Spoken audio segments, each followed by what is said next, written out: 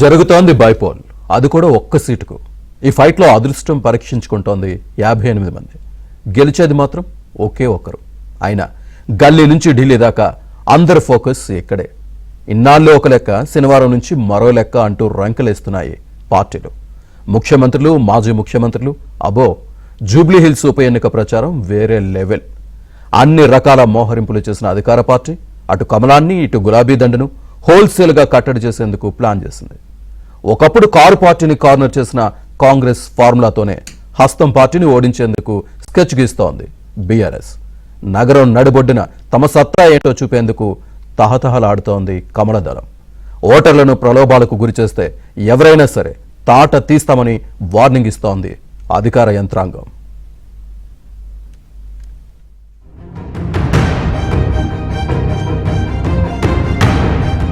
November 9న జరిగే జూబ్లీహిల్స్ ఉప ఎన్నికల బరిలో అభ్యర్థులెవరో తేలిపోయింది. కాంగ్రెస్, బీజేపీ, బీఆర్ఎస్ పార్టీల అభ్యర్థులతో సహా 81 మంది నామినేషన్ వేశారు. వీరిలో 23 మంది విత్డ్రా చేసుకున్నారు.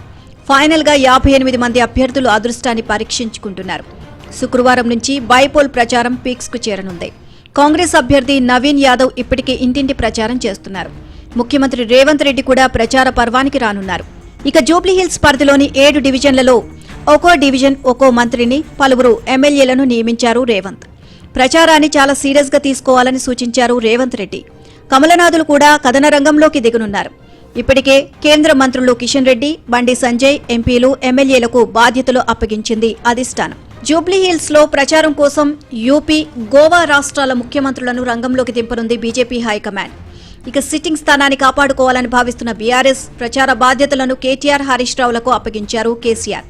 ఇప్పటికే పలుమార్లు ఎర్రవెల్లి ఫామ్ హౌస్ లో పార్టీ నేతలకు దిశానిర్దేశం చేసిన కేసీఆర్ శుక్రవారం నుంచి హైదరాబాద్లోని నందీనగర్లోని సొంతింట్లో ఉండనున్నారు. జూబ్లీహిల్స్ ఎన్నికలు అయ్యే వరకు ఇక్కడే మకాం వేసి ప్రచార వ్యూహాన్ని పర్యవేక్షించనున్నారు.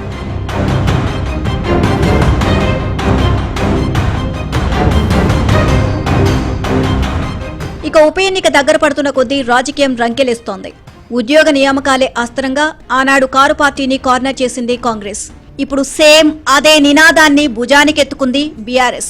ఇప్పటికే రేవంత్ సర్కార్ను ఇరుకున పెడుతున్న గులాబీ దళం కాంగ్రెస్ నిరుద్యోగ బాకీ కార్డు విడుదల కార్యక్రమం చేపట్టింది. బాకీ కార్డును ఆవిష్కరించారు హరీష్ రావుతో పాటు బీఆర్ఎస్ ఎమ్మెల్యేలు.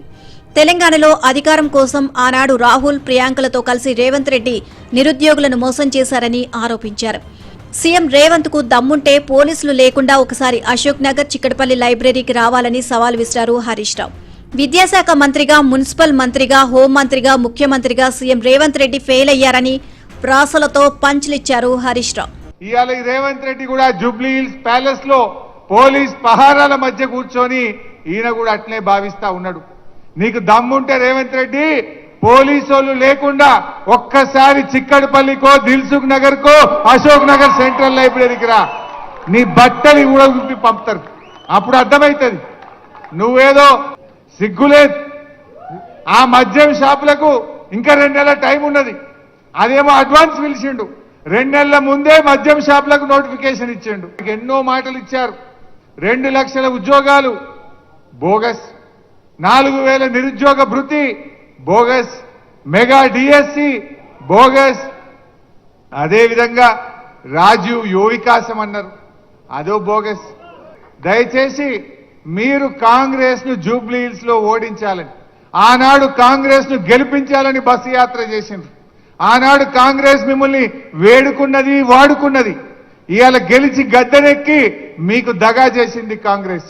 ఆ కాంగ్రెస్ కళ్ళు తెరిపించాలంటే, ఆ కాంగ్రెస్ కు సురుకు బుట్టాలంటే జూబ్లీహిల్స్ లో కాంగ్రెస్ ను ఓడించడానికి మా నిరుద్యోగ యువతి యువకులందరూ దండుగట్టి బయలుదేరండి. రాహుల్ గాంధీ అడుగుతాడు, నేను ఏమైందా, నువ్వు ఎందుకు ఓడినావు అంటే అప్పుడు మా నిరుద్యోగ యువతి యువకులకు 2 లక్షల ఉద్యోగాలు ఇస్తా అని రాహుల్ గాంధీ, ప్రియాంక గాంధీ మాట ఇచ్చి మోసం చేసింది కనుక ఈ నిరుద్యోగ యువకులే కాంగ్రెస్ ను ఓడించిండ్రు అనేటువంటి విషయం వాళ్ళకి అర్థం కావాలి. ప్రభుత్వం ఇస్తున్న ఉద్యోగాలు హరీష్ తో పాటు బీఆర్ఎస్ నేతలకు కనిపించడం లేదా అంటూ కాంగ్రెస్ నుంచి స్ట్రాంగ్ కౌంటర్ పడింది.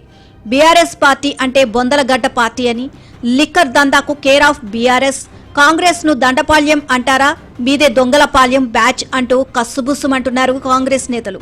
నిరుద్యోగులను రెచ్చగొట్టడం హరీష్ కు అలవాటు అంటూ దుమ్మెత్తిపోశారు కాంగ్రెస్ రాజ్యసభ సభ్యులు అనిల్ యాదవ్. ఎంత మందితో మాట్లాడినా అంతమందిని ప్రొవోక్ చేస్తారు. మీకు గుర్తుండొచ్చు, తెలంగాణ ఎజిటేషన్ చేసినప్పుడు ఈయన దిక్కేని ఎంతోమంది బీసీ బిడ్డలు ఈయన ప్రొవోకేషన్లో వచ్చి చాలామంది చనిపోవడం జరిగింది. కనీసం ఈయన ఒక్కసారన్నా ఆయన పేయి మీద ఆయన ఒంటిపైన పెట్రోల్ అన్నా పోసుకుండా ఆయన కేవలం యూత్కి మిస్లీడ్ చేయడానికి ప్రయత్నం చేస్తుంది. మరి బీజేపీ వాళ్ళకు కూడా నేను ఒక ప్రశ్న అడగదలుచుకున్నాను. నరేంద్ర మోడీ సంవత్సరంకి 2 కోట్ల ఉద్యోగాలు ఇస్తున్నాడు కదా, మరి ఏం ముఖం పెట్టుకొని ఇలా తిరుగుతున్నారు? ఇలా రేవంత్ రెడ్డి గారు ప్రజల మనిషి, సెక్యూరిటీ లేకుండా ఎక్కడికైనా తిరుగుతాడు, ఏదైనా చేస్తాడు. ఆయన యూత్లో తిరిగే వ్యక్తి. ఆయనకి గతంలో కూడా తిరిగిండు, ఇప్పుడు కూడా తిరుగుతాడు. అవసరమైతే సమయం సందర్భం వచ్చినప్పుడు మీ కోరికలు అన్నీ కూడా ఫుల్ఫిల్ అవుతాయి. సెక్యూరిటీ లేకుండా తిరుగుతాడా, సెక్యూరిటీ ఉండి తిరుగుతాడా కూడా అన్నీ ఫుల్ఫిల్ అవుతాయి. గత ప్రభుత్వం ఒక్క ముఖ్యమంత్రి కూడా ఉస్మానియా యూనివర్సిటీకి రాలేరు.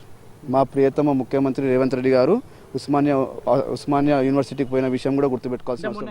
నాగార్జున సాగర్ డ్యామ్ ఇంత చెక్కు చెదరలేదు. 62లో ఇందిరాగాంధీ శంకుస్థాపన చేసిన జూరాల ప్రాజెక్టు ఇంత చెక్కు చెదరలేదు.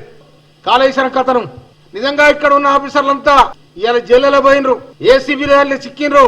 100 కోట్లు 1000 కోట్లు ఆఫీసర్ దగ్గరనే 1000 కోట్లు ఉంటే మీ దగ్గర ఎంత ఉండాలి?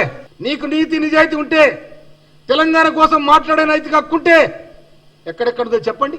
నువ్వు ఢిల్లీకో, నువ్వు హైదరాబాద్కు, అమెరికా నుండి హైదరాబాద్కు వచ్చాడు, నీ ఆస్తి ఎంత ఇవ్వాలి, నీ ఆస్తి ఎంత చెప్పు. నీ చెల్లి ఆస్తి ఎంత, నీ ఆస్తి ఎంత చెప్పు.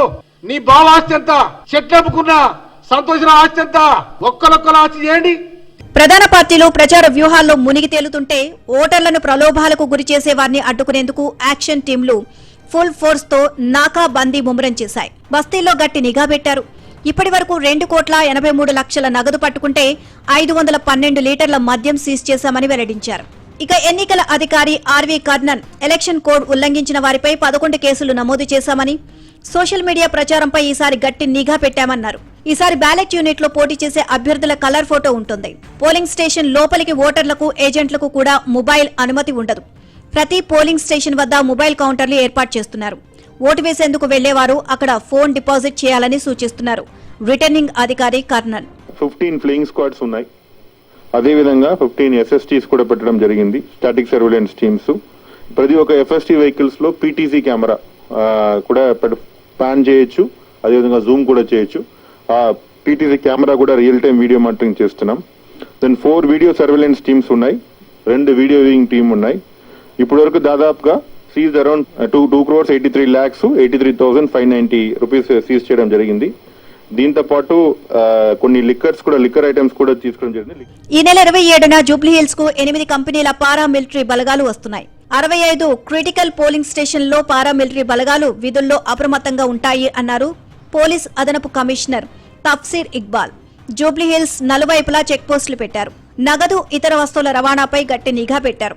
పోటీ చేస్తున్న అభ్యర్థుల వద్దకు ఎవరెవరు వస్తున్నారో సీసీ కెమెరాల సహాయంతో పహారా కాస్తున్నారు.